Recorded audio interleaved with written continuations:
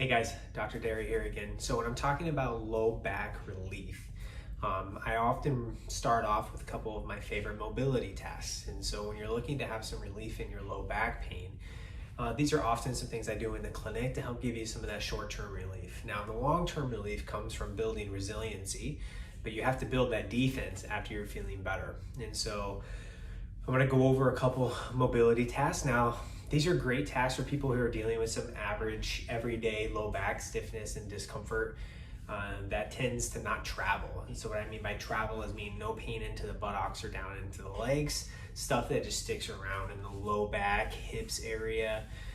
That is just more of a nuisance than anything else. And so I often move some of those patients and some of those clients into the mobility category of like, let's getting you moving, because a common theme is that you feel better when you move, but you just don't know if you're doing the right stuff. And so I like to move into a couple of these tasks. So I love these two exercises because they take your body through full ranges of motion. So let's explore the full range of motion of your low back in the forward and back direction, as well as some rotation as well, because we're meant to do that. Now, it's a little more limited. And again, remember the vertebrae in your spine are built to protect your spinal cord, but they also have a lot of movement, and you've got to regain that movement and to feel better.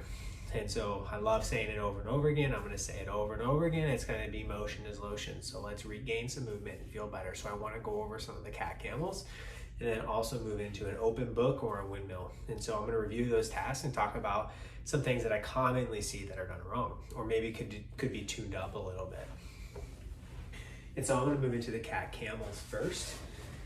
And so your hands are going to be underneath your shoulders and your knees underneath your hips in that in a stacked position.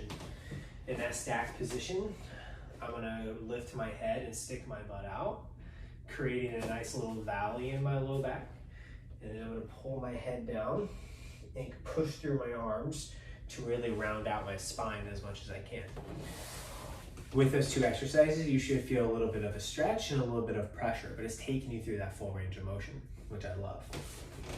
Then we're going to move into a windmill or open book. It's up to you if you want a pillow or not. I'm just going to show one side. And so you're going to have one hand on top of another and really reach all the way around and come back. Now, the big thing that I see here is that when you come to end range, you're not breathing out. You've got to breathe out. That'll relax your rib cage. That'll let the air come out of your lungs. And so when you rotate all the way, breathe out. And so you're going to have a big breath in and then calm all the way around and breathe out.